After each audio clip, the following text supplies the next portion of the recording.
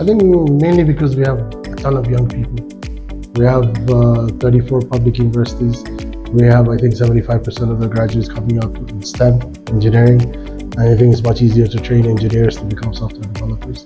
I think because the talent demand globally is also shifting from that of Eastern Europe to India, from India to places like Nigeria, Kenya, eventually obviously Ethiopia.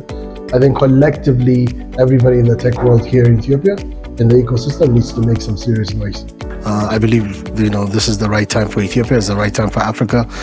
For the first time, technology gives us the opportunity to leapfrog what others have done, and for the first time, we can be at par, and if not, beat the rest of the world in terms of what we're able to provide. So, this is an opportunity, and it's a major opportunity for Ethiopia and for Africans to grab it and move forward.